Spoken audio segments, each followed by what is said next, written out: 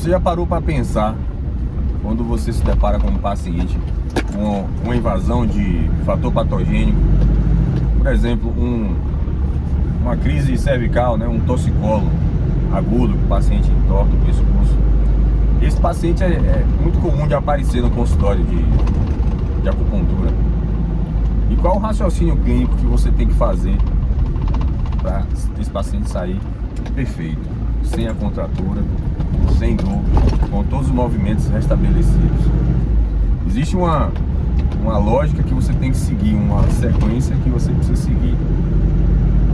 O fator patogênico, ele seja, vamos dizer que seja o frio, né, o vento frio, que é o principal causador do torcicolo, ele vai penetrar ali as primeiras camadas, né? Taiyang, pega o Taiyang, em teoria, né, ele tem que avançar para a próxima, mas ele pula para a terceira, já pegando estômago e intestino grosso, né? Mas você deve priorizar, tirar o fator patogênico, né? Fazer com que o T defensivo do paciente acelere, né? E que os poros se abram para que esse fator patogênico saia. Então nós sabemos que quem controla a abertura e fechamento dos poros é o pulmão. Então já fica a primeira dica: você tem que pegar pontos do meridiano do pulmão e pontos do triplo aquecedor para que você acelere e mova o T defensivo, tá? Em teoria você tem que fazer o paciente transpirar, né? Na prática mesmo, quando você coloca os pontos e você tem a certeza que funcionou, é quando o paciente ele transpira, começa a suar. Essa combinação de pontos para expulsar vento frio pode até levar o paciente a ter mal-estar, né? Desmaiar, suar frio, ter taquicardia. Se isso acontecer, você deve deitar o paciente imediatamente, remover as agulhas e levantar as pernas. É uma reação autonômica, né? Vasovagal, e que vai passar, não precisa se assustar. Isso acontece com muita frequência aqui no meu dia a dia, esse tipo de reação dos pacientes, e não preocupa, tá? Então, vamos lá.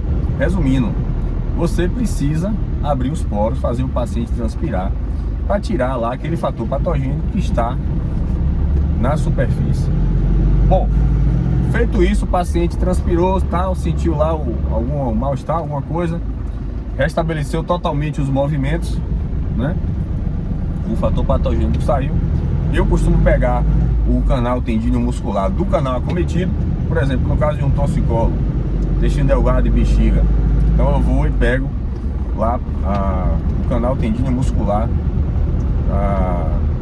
dos yangues, do braço e da perna.